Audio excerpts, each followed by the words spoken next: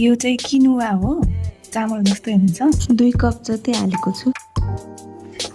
एकचोटि पखाल्नु पर्छ। Cooker hit भइसकेपछि घिउ हाल्नु। घिउ हालिसकेपछि पत्ता हाल्ने।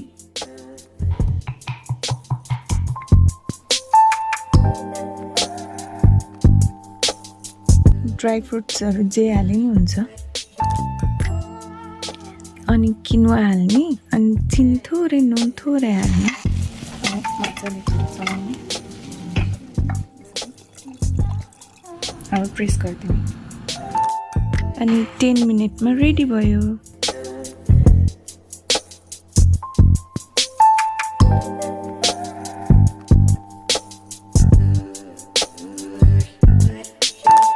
किनुवा मिठो छ। मिठो भन्दा पनि स्वाद पनि मिठो छ। अर्को कुरा चाहिँ के हो भने यो हाम्रो हेल्दी लाइफस्टाइलको लागि धेरै राम्रो छ। यसले वेट गेन हुँदैन, वेट रिडक्सनमा हेल्प गर्छ।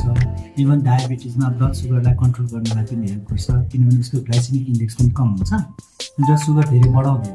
राइसभन्दा त धेरै राम्रो छ यो, र अरू कार्बोहाइड्रेट भन्दा पनि यसको प्रयोगले चाहिँ हामीलाई धेरै नै हेल्थमा फाइदा हुन्छ।